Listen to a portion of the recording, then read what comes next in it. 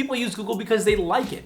And there's a case to be made there. My personal feeling is that the reason everyone uses Google is because they've essentially become a verb, right? Everyone just says to Google something. No one says, I'm gonna Bing that, or I'm gonna DuckDuckGo that. Everyone just says, I'm gonna Google that. Welcome to No Bull with Zaid, a new unfiltered business show airing on Bullish. If you wanna see more, subscribe, like, and comment below. Welcome back to another episode of No Bull with Zaid. In today's episode, we're gonna talk about the US Justice Department claiming that Google is a monopoly. What's that all about? We're gonna break it down. And then we're gonna talk about Zoom, a company that's probably had the best 2020 and what they're doing to look beyond 2020 and the moves they're making. All right, let's get started.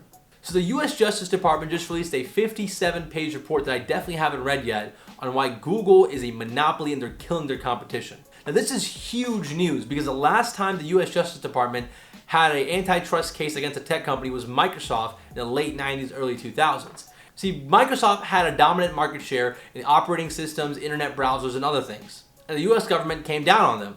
And a lot of people claim that because the US government came down on Microsoft in the late 90s, early 2000s, it started the birth of these companies like Google, Facebook, and Amazon.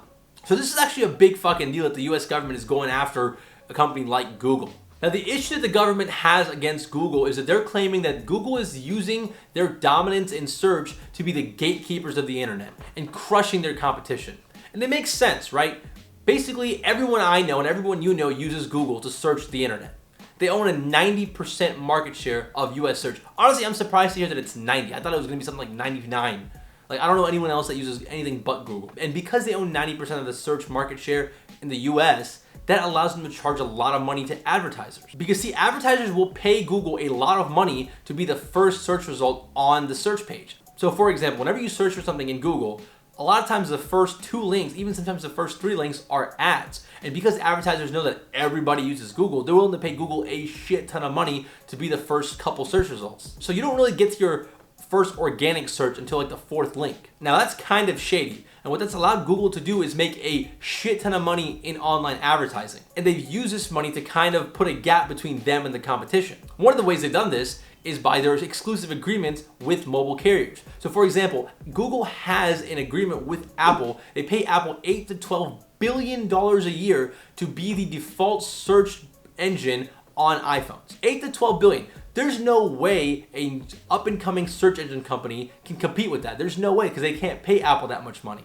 And that's what the US government has a problem with. Google's using all this money that they've made to widen the gap between them and the competition. Now, Google is obviously claiming that they aren't a monopoly, that no one is forcing users to use Google. People use Google because they like it. And there's a case to be made there. My personal feeling is that the reason everyone uses Google is because they've essentially become a verb, right? Everyone just says to Google something. No one says, I'm gonna Bing that, or I'm gonna DuckDuckGo that. Everyone just says, I'm gonna Google that. And since we've been saying that for so long, our new generations are just default going to Google. And that makes it really hard for anyone to compete against them, right? Like there's no way DuckDuckGo is gonna have any sort of market share when no one's gonna actually use them as a verb. Now, I'm not actually sure if that's an actual defense that they can use in the courtroom. That's why I'm not a lawyer. And speaking of lawyers, Google has a lot of money to hire the best lawyers in the world.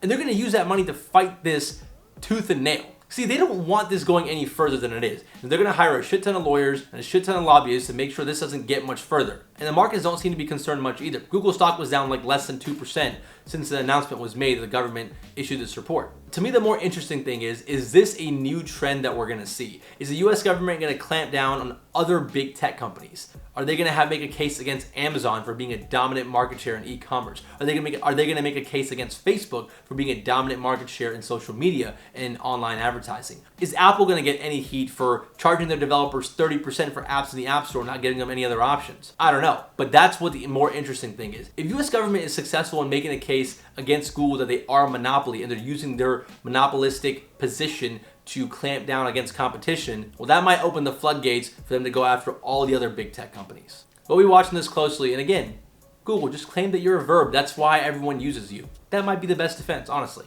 Now let's shift gears and talk about Zoom, a company that's probably had the best 2020, maybe along with Tesla. See, Zoom really came onto the scene earlier this year when the coronavirus shut down the entire world. We were all forced to be stuck at home. And when quarantine started, everyone switched to online video to chat with coworkers, chat with family, and host virtual happy hours, which got old real fast. But Zoom was what they used. See, Zoom made it super easy to host a video chat.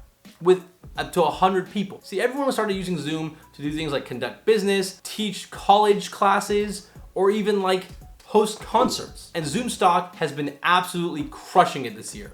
They're up more than 700%. So if you invested $1,000 in Zoom stock on January 1st, 2020, it'd be worth over $8,000 today.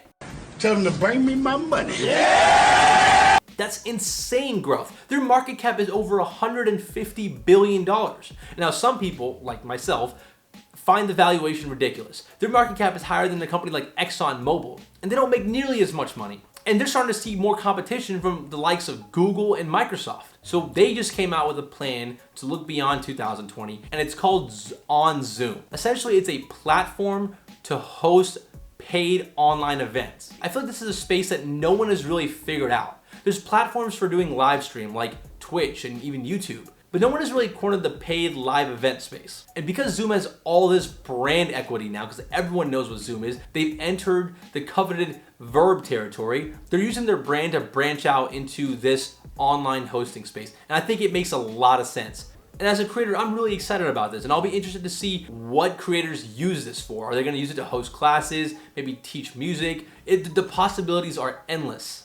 As of right now, Zoom isn't taking any sort of cut from the fees that creators charge for these events. But eventually they will, and they could be a huge revenue generator as people experience Zoom fatigue and don't wanna necessarily get on a Zoom to video chat with their buddies.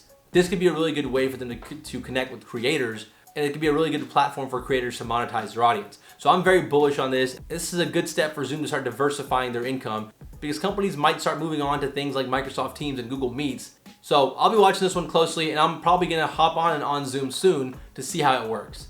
Well, that's it for today's episode. Please like this video, subscribe, leave a comment below for any future topics you want me to cover, and stay safe out there.